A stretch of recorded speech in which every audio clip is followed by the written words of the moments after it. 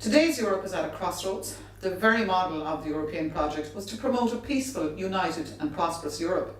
Today what we see is massive inequality between the haves and have-nots in all member states.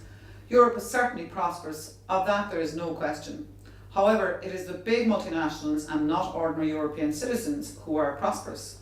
We see huge corporations generating vast levels of profits and paying minimal amounts of tax. So the burden of tax-paying responsibility has been placed on the shoulders of the masses of employees. We see ordinary Daoine being evicted from their dwellings, attaining much lower standards of education and receiving a vastly inadequate level of public health care. There has been a concerted effort through this current model of neoliberal light-touch economic model that has fractured European society. And this has led to a total eradication of public services in favour of a for-profit private model of accessing vital services on the basis of affordability. People now question the value of remaining in Europe, and tá sé seo dainn séireach a chorda.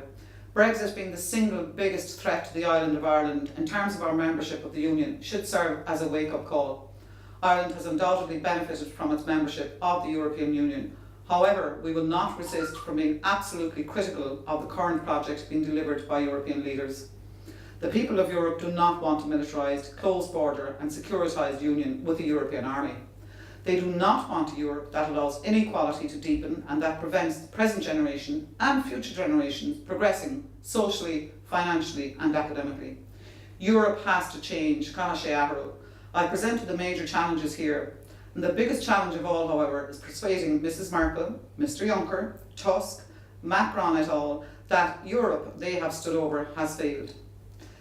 In Mr. Juncker's white paper on Europe, he presented 5 scenarios for a new Europe, and none of these included a project towards a social Europe. And this is what is needed, and this is the single biggest challenge which we all have to rise to together in order to give Europe its best chance of survival whilst improving its people's lives. We need a 6th pillar, a social pillar, and that needs to be front and centre of everything European.